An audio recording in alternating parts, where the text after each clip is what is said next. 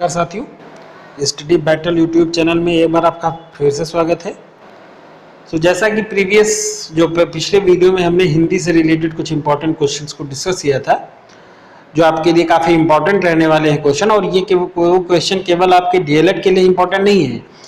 2-3 question को छोड़ दें तो बाकी क्वेश्चन जो हमने डिस्कस किए थे वो सब आपके और भी कॉम्पिटिटिव एग्जाम्स में आपको कहीं ना कहीं मिलेंगे। आप टीईटी का एग्जाम दोगे, सुपर टीईटी का दोगे, सीटीईटी का दोगे, आप समीक्षा अधिकारी, सहायक समीक्षा अधिकारी का एग्जाम दोगे, और भी जो यूपी के एग्जाम हैं जिसमें हिंदी आती है, केवल यूपी के ही नहीं, और स्टेट्स में जो आप टीईटी का दोगे या आप आयोग के क्वेश्चन पेपर दोगे तो उसमें भी आपके पूछा जाता है इस तरह के क्वेश्चन। ओके, इसी सीरीज में आज हम दूसरा वीडियो इस पर डिस्कस करेंगे। पहला क्वेश्चन इस पे कह रहा है कि जयशंकर प्रसाद जी का स्वर्गवास हुआ था।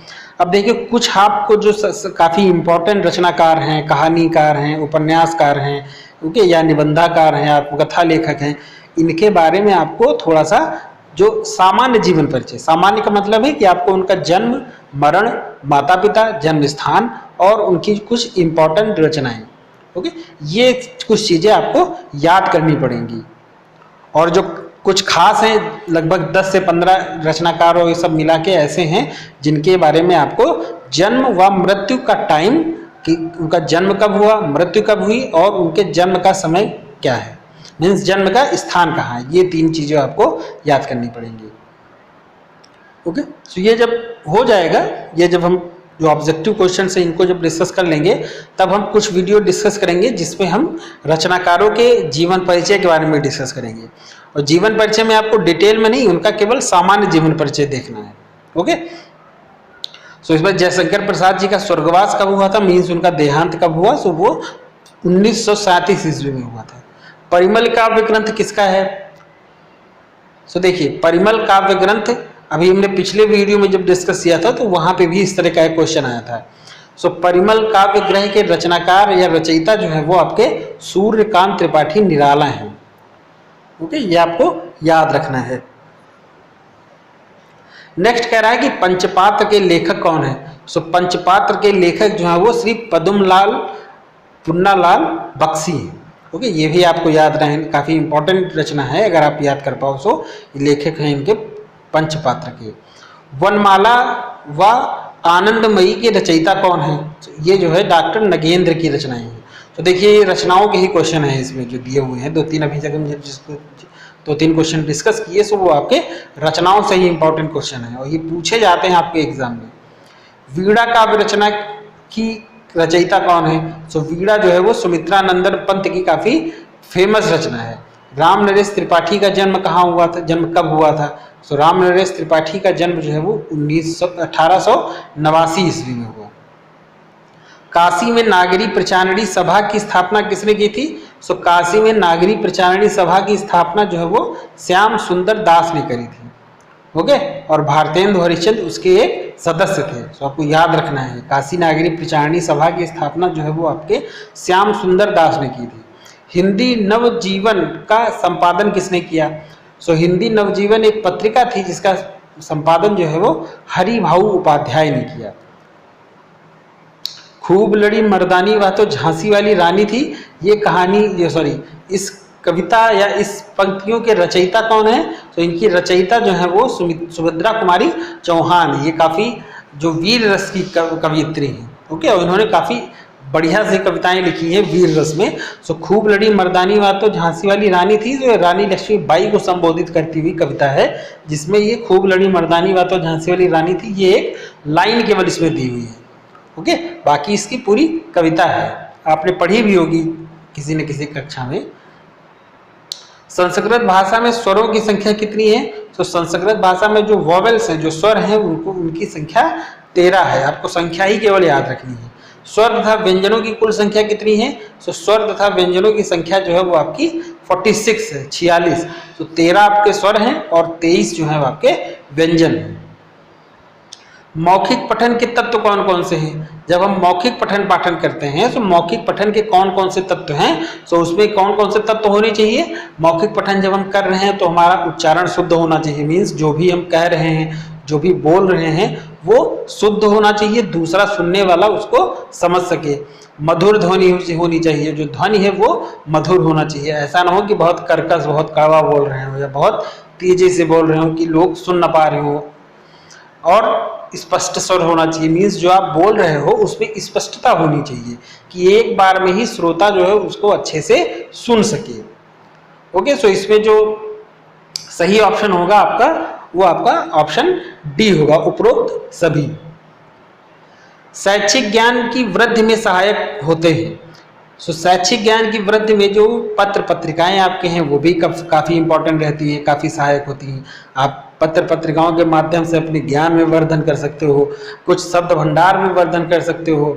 ओके, या शब्द रचनाएं की कैसे हम वाक्यों को लिख सकते हैं, कैसे हम निबंध लेखन कर सकते हैं, कैसे हम अपनी बात को लिखित भाषा में लिख सकते हैं, कह सकते हैं। सो वो पत्र पत्रिकाओं से हम सीख सकते हैं।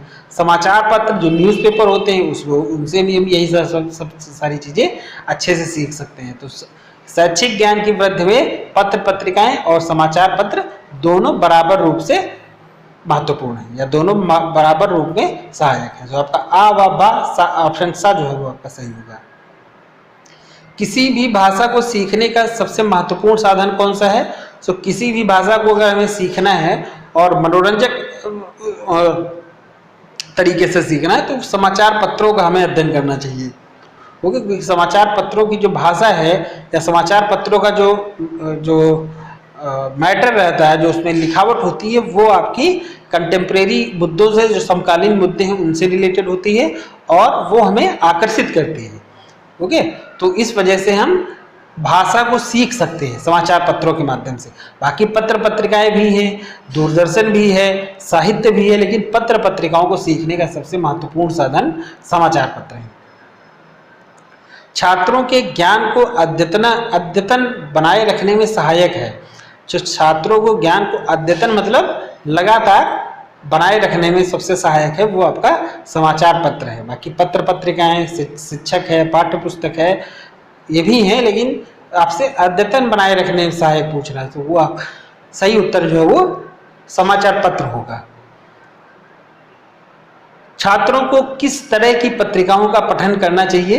तो छात्रों को ज्ञानवर्धन ऐसी पत्र पत्रिकाओं का, मैगजीन्स का पठन करना चाहिए जो ज्ञानवर्धक को, जो नॉलेज प्रोवाइड कराएं। अभिव्यक्ति निर्माण में सहायक मीन्स जो एक इंटरेस्ट, या जिसको हम कहते हैं अभिवृत्ति जागृत करने में, एक इंटरेस्ट निर्माण करने में सहायक हो। पाठ्यक्रम से संबंधित हो। ओके, अगर पत्र पत्रिकाएं ऐसी होनी चाहिए जो आपके पाठ्यक्रम से संबंधित हो, कि आप जो टाइम पत्रिकाओं को पढ़ने में दे रहे हो वो टाइम आपका यूटिलाइज हो, उससे आप कोर्स के बारे में भी, आपका जो सिलेबस है, जो पाठ्यक्रम है, उससे रिलेटेड हो। या उपरोक्त तीनों तरह की। सो ऑप्शन द जो है उपरोक्त तीनों तरह की, वो आपका सही उत्तर होगा। पाठ्य वस्तु से क्या तात्पर्य है? पाठ्य वस्तु का मतलब है कोर्स से, कोर्स जिसको हम कहते हैं ना कि कोर्स सिलेबस। तो पाठ्य वस्तु से तात्पर्य है समाचार पत्र, संदर्भ पुस्तकें, पत्रिकाएं, उपर्युक्त सभी जो है वो आपका सही उत्तर होगा। पाठ्य वस्तु में आपका न्यूज़पेपर्स भी हो सकता है, जो आप संदर्भ बुक का मतलब है रेफरेंस बुक्स हैं, आपकी मैगजीन्स हैं जिसको हम पत्रिकाएं कहते हैं। सो उपर्युक्त सभी आपका सही उत्तर होगा। बीजक नामक ग्रंथ के रचयिता कौन है? सो बीजक जो है वो कबीरदास जी की सबसे फेमस जो उनके ग्रंथ हैं, मीन्स उनकी कई रचनाएं हैं, उनको मिला के बीजक नाम दिया गया है। ओके, साखी, सबद, रामायणी, ओके, इसको मिला के हम बीजक कहते हैं। तुलसीदास जी का जन्म कहाँ हुआ, कब हुआ था? सो तुलसीदास जी का जन्म जो है वो 1554 ईस्वी में हुआ था। बिहारी जी सर्वश्रेष्ठ कवि थे।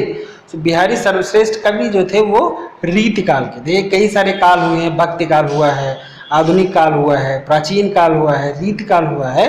तो बिहारी जी रीति काल के सर्वश्रेष्ठ कवि थे। नेक्स्ट कह रहा है कि व्यंजन कितने प्रकार के होते हैं? तो देखिए, व्यंजन जो है मुख्यतः 3 प्रकार के होते हैं। कौन कौन से? देखिए, स्पर्श व्यंजन होता है, अंतस्थ व्यंजन होता है, ऊष्म व्यंजन होता है। तो व्यंजन जो है मुख्यतः 3 प्रकार के। अनुस्वार का चिन्ह क्या होता है? अनुस्वार का चिन्ह जो है, जो आपका ऑप्शन आ है, कि कोई शब्द लिखा हो उसके ऊपर बिंदी लगी हो तो उसको हम अनुस्वार। स्वर को विभक्त किया जा सकता है, तो स्वर को जो है वो 3 भागों में व्यक्त किया जा सकता है। कौन कौन से? ह्रस्व स्वर, दीर्घ स्वर और प्लुत स्वर। ओके, सो ये आपके कुछ और क्वेश्चन हुए हिंदी से रिलेटेड, और हिंदी के लगभग जो क्वेश्चन आए हुए हैं आपसे प्रीवियस ईयर में या उस तरह के क्वेश्चन आ सकते हैं, सो वो हमने डिस्कस किया, वो डिस्कस किए जो आपके गाइड में 4th सेमेस्टर के जो पवन डीएलएड गाइड है उसमें जो दिए हुए हैं वो हमने डिस्कस किए। ओके, इससे क्या होगा, आप रिवाइज कर लीजिए एक बार, प्रीवियस ईयर में जो क्वेश्चन आए हुए हैं वो आप रिवाइज कर लीजिए।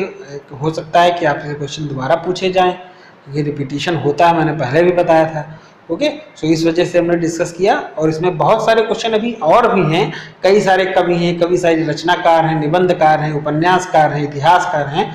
सो उनके बारे में आपको पढ़ना पड़ेगा, उनकी प्रमुख रचनाओं के बारे में पढ़ना पड़ेगा, बाकी आपको ग्रामर वाला पोर्शन तो अच्छे से कवर करना पड़ेगा। ओके, तो अगले बार नेक्स्ट वीडियो में हम कुछ और क्वेश्चंस को लेकर के आएंगे। धन्यवाद।